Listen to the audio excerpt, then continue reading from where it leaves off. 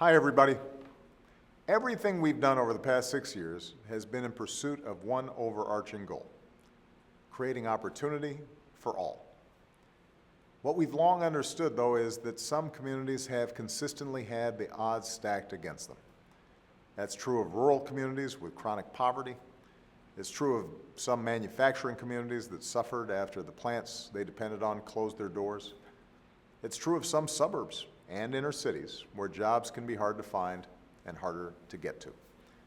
And that sense of unfairness and powerlessness has helped to fuel the kind of unrest that we've seen in places like Baltimore and Ferguson and New York.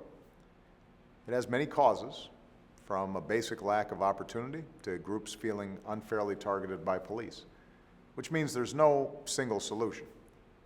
But there are many things that could make a difference and could help. And we have to do everything in our power to make this country's promise real for everyone willing to work for it.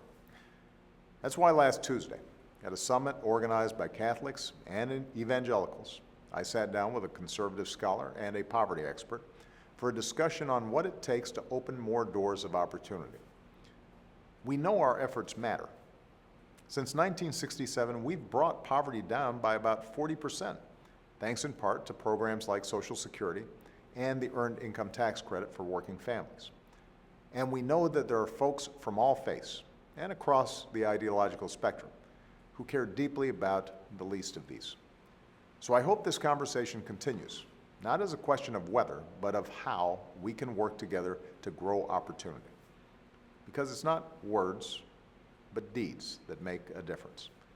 And from expanding tax cuts for working parents, to raising high school graduation rates, to helping millions of Americans secure health insurance when they didn't have it just a few years ago, our actions are making a difference. Of course, lack of opportunity is not the only barrier between too many of our young people and the kind of future they deserve. On Monday, I'll travel to Camden, New Jersey, a city that has faced one of the highest violent crime rates in America. I'll highlight some of the innovative things they've done to help police do their jobs more safely and reduce crime in the process.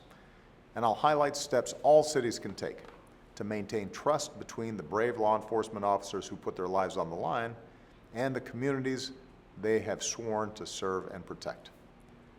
Whether we are Democrats, Republicans, or Independents, whether we live in one of our poorest communities, one of our wealthiest, or anywhere in between, we all want our country to be one where hard work pays off and responsibility is rewarded. We want a place where you can make it if you try. That's the promise we make to our young people. That's the promise that makes us exceptional, and it's the promise I'll never stop fighting to keep for my children and for yours. Thanks, and have a great weekend.